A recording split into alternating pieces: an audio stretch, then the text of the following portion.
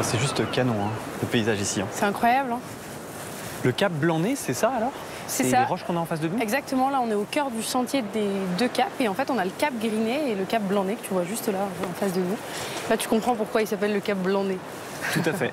C'est à trop cause des falaises. Et elles peuvent atteindre quelle hauteur? Je crois que le Blanc-Nez c'est 151 mètres de hauteur. D'accord. Donc c'est quand même pas rien, faut avoir envie de faire du sport. Mais c'est quand même des endroits qui valent le coup d'être vus quoi. Je m'attendais pas à découvrir une région aussi agricole, tu vois. Oui, c'est vrai. En plus, avec l'agriculture qui touche vraiment la Manche. Ben là, pour le coup, on est en plein dedans. Tu as vraiment les champs et la mer. Il y a un petit sentier qui les sépare. Mais quand on vit pas ici, tu penses Côte d'Opale, tu penses la mer, les produits de la mer. Et c'est pour ça que moi, dans les assiettes, j'aime bien avoir toujours ce repère des produits de la mer et des associer aux produits de la terre et d'avoir vraiment ce contraste. Je trouve que c'est hyper intéressant.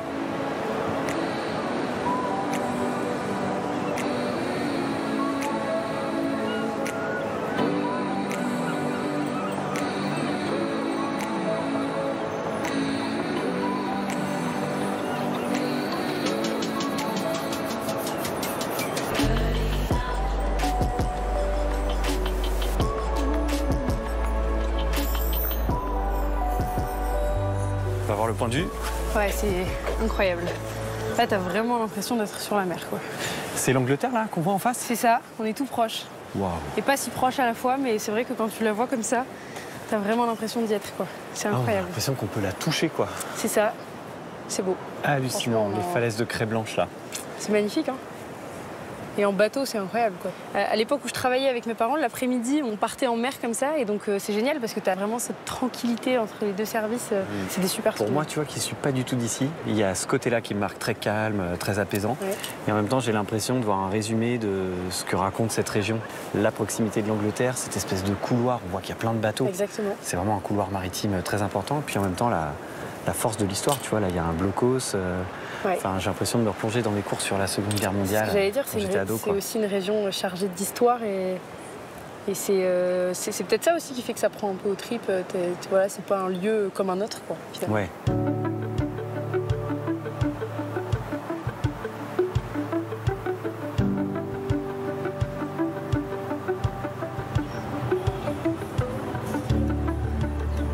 Donc ici, c'est ton village d'Audrecel, c'est ça? C'est ça, exactement. C'est là où on a le fameux hôtel-restaurant. Là, on est là, à Audrecel.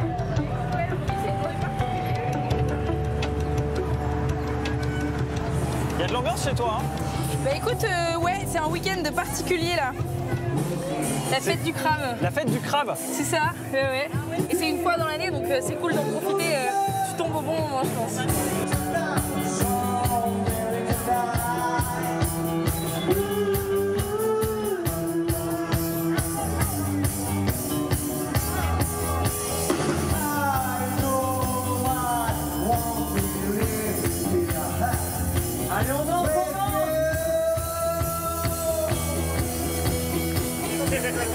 Ça sent bon, ça.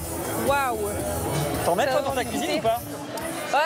Assez peu, mais c'est un produit de luxe à la base, le homard, tu vois, c'est ça le truc. Et c'est ça qui est génial, parce que finalement, ça le rend un peu accessible, et là, c'est le produit brut, coupé en deux, grillé sur le barbecue. Ouais, on peut pas faire plus simple, et à la fois, on peut pas faire meilleur non plus, quoi. Bah ouais, c'est clair. Donc, c'est génial. Et voilà, et là, c'est un produit de chez nous, en plus. Ça va, Willy? Ça va bien? Ouais, Ça et vous? va? Ça va bien? Ils partent bien, là, les homards? Fait que ça. C'est l'attraction.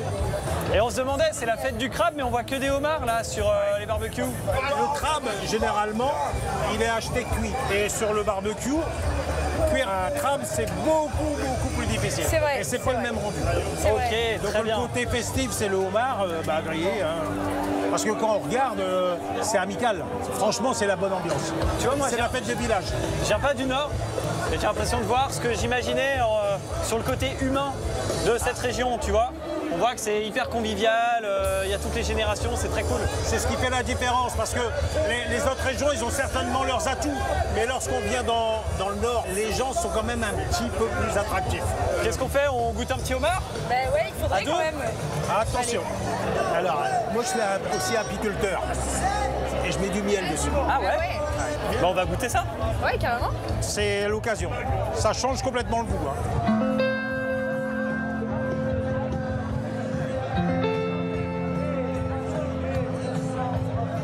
Je te tiens l'assiette.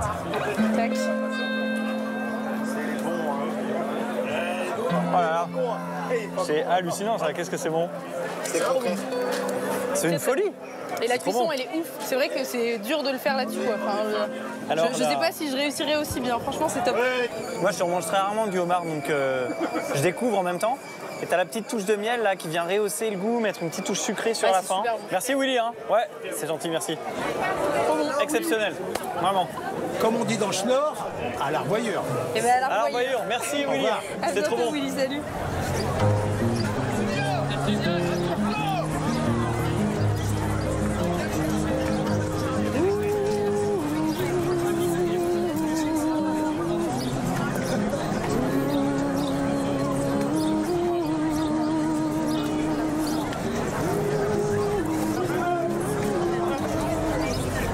En fait, c'est géant, c'est une espèce de tradition ici. C'est ça, c'est Baptiste et Isabelle.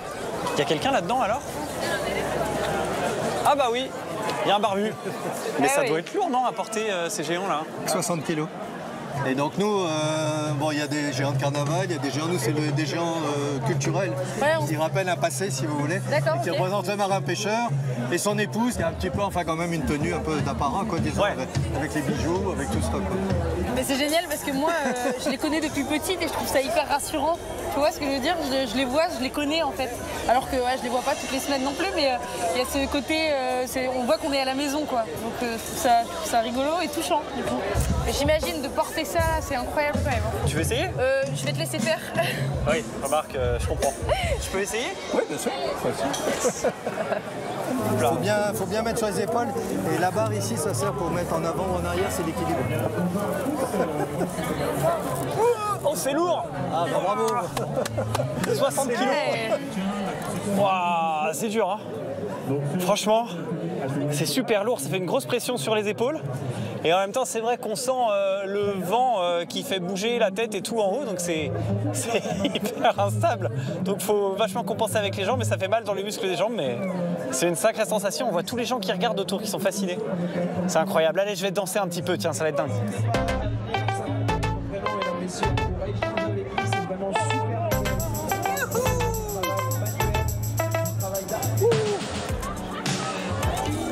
Je me concentre.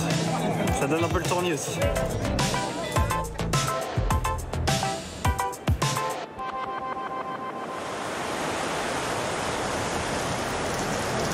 Tu mets l'élastique, tu suis ta corde, tu fais le tour du piquet. Comme ça. Là, tu passes ton élastique là. Ouais. Là, ensuite tu tends, tu fais le tour et tu repasses devant. Ah oui. Sur les 2 km de plage entre Ardelot et Le Touquet, Tiffaine et Jean-Étienne préparent déjà leur moule bouchot pour la récolte de l'année prochaine. Donc chaque corde est enroulée comme ça sur un poteau vide en spirale. Ensuite, la moule va faire sa croissance sur le pieu, elle va se déplacer tout doucement et elle va venir coloniser le pieu de façon uniforme.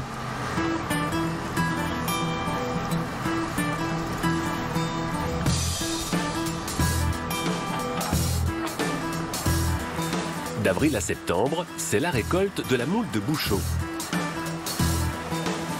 Placées sur ces poteaux, le fameux bouchot, où elles sont successivement émergées puis immergées, ces moules au goût si particulier vivent au gré des marées. Voilà, donc là on a une moule qui est bien pleine, là, qui est arrivée à maturité. Alors c'est une moule qui va être plus petite en coquille, mais qui va trouver tous ses autres atouts ailleurs. Il y a un petit goût de noisette, un petit goût sucré. En fait c'est dû au glycogène qui est présent dans le muscle. Bon pour la santé. Tiffaine et Jean-Étienne sont originaires du Crotoy. En 2016, ils ont choisi de s'installer sur les rives paisibles de Sainte-Cécile-Plage. Lui a réalisé un rêve d'enfance, devenir mytiliculteur comme son père. Elle s'imaginait plutôt une vie citadine avant de se laisser surprendre. C'est pas un métier que j'aurais pensé faire. Après en soi, j'ai toujours vu mes parents avec des bottes parce qu'ils sont pêcheurs à pied. Toute ma famille vraiment, c'est soit dans le poisson, soit dans la pêche. Donc bon, c'est pas quelque chose qui m'est inconnu. Ah, moi j'aime la mer, j'aime mon métier, j'aime être là. J'y vais pas à reculons, c'est une passion quoi. J'ai tous les jours mes bottes même quand je travaille pas. Pour aller aux assurances, n'importe où, il a des bottes quoi. Même pour aller au ski, il prend ses bottes pour marcher dans la neige. Les passionnés du littoral ne cessent de faire vivre et rayonner leur territoire, chacun à leur façon. Comme ici, dans la ville de Berck. Ça va, Capucine? Ouais? Les couleurs sont vraiment belles aujourd'hui. C'est magnifique. Julie, guide touristique, accompagne une association qui propose des sorties adaptées aux enfants et adolescents présentant un handicap physique, mental ou sensoriel. Et juste là-bas, en face de vous, donc, il y a la baie d'Authie. C'est un fleuve donc, qui fait office un peu de frontière en fait, entre la Somme et le Pas-de-Calais. Et on a la chance d'avoir les stars, donc les phoques, les stars de la baie.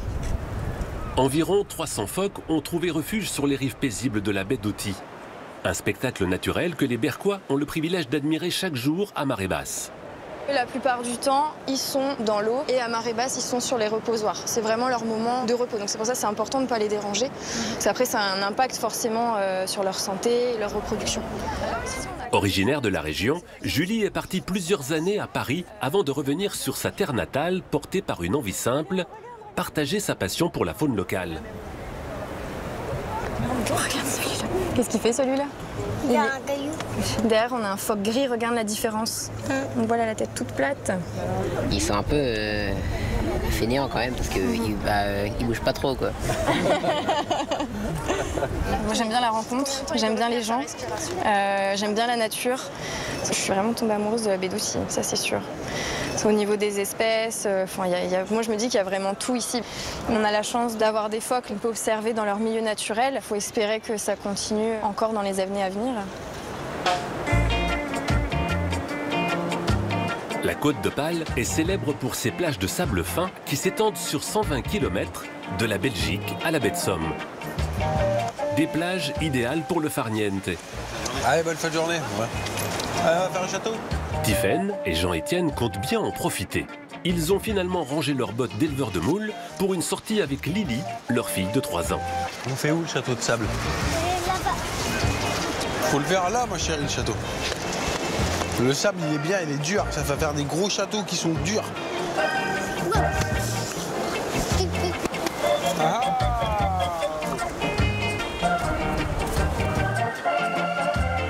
Sainte-Cécile, c'est une belle station balnéaire, on a une belle plage. Aujourd'hui, on a la chance d'avoir du beau temps, pourvu que ça dure. Mais on a quand même des conditions de vie qui sont agréables dans le coin. On en profite pour être la petite, parce que bon, c'est vrai qu'on a des enfants, on voit pas le temps passer. Ça grandit très vite et avec tout ça, on vieillit aussi. Et donc, il faut profiter, ouais. On a beaucoup de chance d'habiter déjà à 50 mètres de la plage.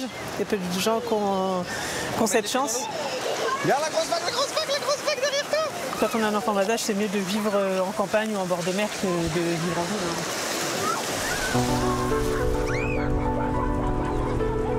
Propice au moment en famille, les plages invitent aussi à la rêverie. Surtout quand vient l'heure du coucher du soleil.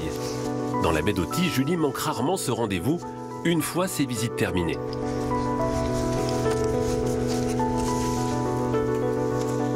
Pas mal là. Alors, élément important, il faut toujours qu'il y ait des oiseaux dans la photo avec le coucher de soleil. Toujours un goéland ou une mouette qui passe.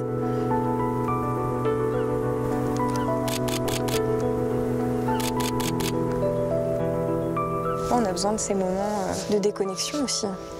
Même quand j'ai fait des sorties nature avec les gens, j'ai besoin, moi, de retourner dehors au moins voir le coucher de soleil, quoi. Sur la Côte d'Opale, le soleil ne se couche jamais tout à fait. Il reste toujours un peu dans les yeux de ceux qui l'ont admiré.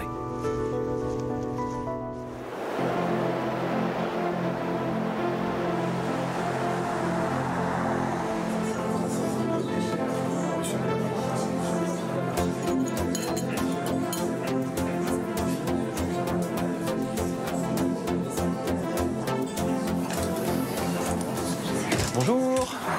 Alors c'est ici, le resto. À l'hôtel de la plage, donc. Et t'as combien de couverts? Parce que c'est une petite salle, non? C'est ça, on a une petite capacité, on a 40 couverts. Et on a 10 chambres à l'hôtel, du coup. Je t'invite juste à venir voir le poisson avec moi, on a reçu du maquereau ce matin. Et c'est ça que tu as cuisiné aujourd'hui? Exactement, l'idée c'est de l'associer avec le cochon, du coup. Mélange terre-mer. C'est ça, on innove un petit peu. C'est par où la cuisine? C'est par là, on y va. Hop là. Vas-y, suis-moi. Oh, ça sent bon ici. Et ouais, bah, c'est pas grâce à moi cette fois-ci. Bonjour. Oh. C'est beau tout ça. Je prendrai une assiette de chacun. Alors. Et voilà. Ah, c'est beau maquereau. ça. Voilà, de ce matin, la criée de Boulogne. En fait, c'est un poisson bon marché. Donc voilà. Tu vas mélanger le poisson et du cochon. Et voilà, c'est ça, exactement. C'est l'occasion de les mettre en valeur tous les deux, sans qu'il y en ait un qui prenne le pas sur l'autre. C'est ça la différence. Tu connais bien le producteur de cochon? Quentin, je le connais super bien. Quentin, il s'appelle, ok. Ouais, et il est à côté de la maison. Même pas à 10 minutes du resto, l'élevage plein air sur une super race de cochon. Circuit très court. Bon, on y va? On y va, c'est Allez, parti. Let's go.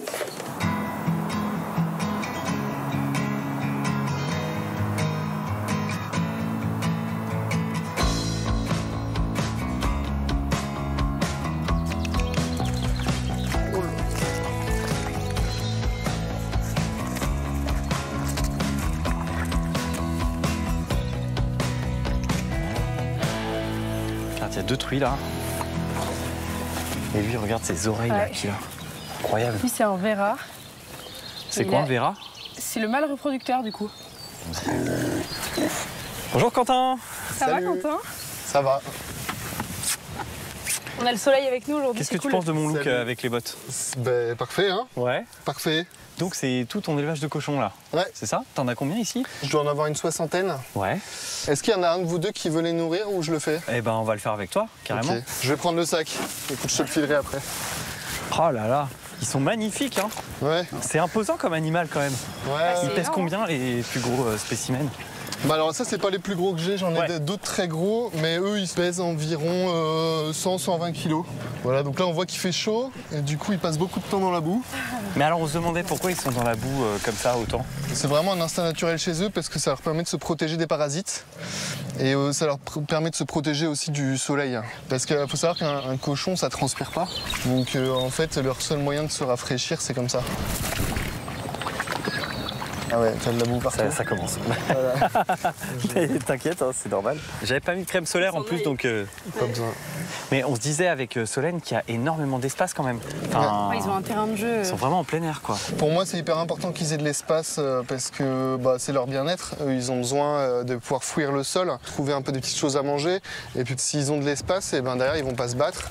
Ils vont avoir moins de maladies, ils vont avoir moins de choses comme ça. Donc en fait, c'est tout bénef. Et je vais leur donner à manger, comme ça, ils vont être focus après. Très bien. Vas-y, on est avec toi, hein, Quentin. Ouais. Nous, on est des courageux, tu vois, on n'y va pas du tout. On n'ira pas l'aider. Allez, allez, allez, allez, allez. Et il y a une vraie tradition d'élevage sur la côte d'Opale ou pas alors? Alors en cochon, non. C'est plutôt vache, un peu de chèvre et de mouton. Mais en fait, les cochons, c'est beaucoup dans les Flandres, entre Dunkerque et Lille. On appelle ça la Petite Bretagne. Il y a beaucoup de gros élevages de cochons. Mais bon, rien à voir avec mon système d'élevage. C'est chouette parce que vous incarnez vraiment une espèce de relève sur votre territoire aussi. Une nouvelle façon de faire vivre tous ces produits, tout ce terroir. C'est quelque chose que vous aviez envie de faire? Bien les choses, quoi. Ouais. Ouais, c'est ça. Et c'est déjà, quand t'as ça, le reste, normalement, ça suit, quoi. Mais il faut avoir envie de bien faire, c'est sûr.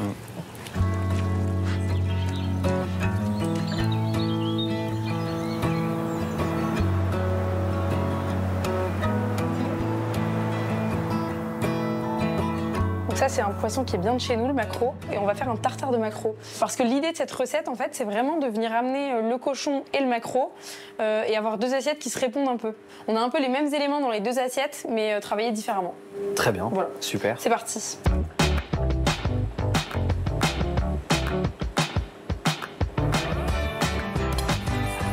Et on va rajouter quelque chose qu'on voit pas souvent dans le tartare. On va se mettre un petit peu du jus de cochon. Et comme ça, tu vois, à la dégustation, quand on va manger les deux assiettes en même temps, en fait, on va avoir un rappel de goût des deux côtés.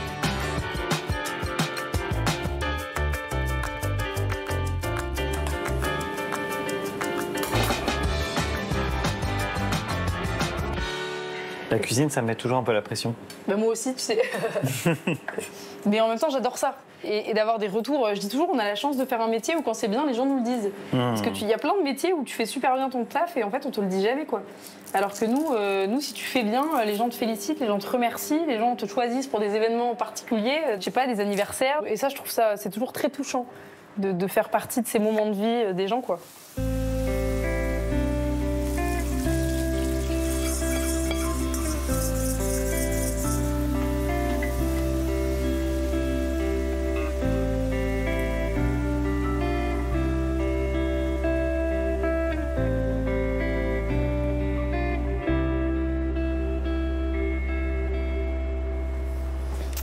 Voilà, le moment est venu. C'est magnifique. Mais est-ce que les deux marchent ensemble, en fait? C'est ça la vraie question. T'as un petit stress? Un gros stress. Ouais, vraiment? Ouais, vraiment. J'attaque par la viande? Comme tu veux. Comme si j'étais pas là, en fait.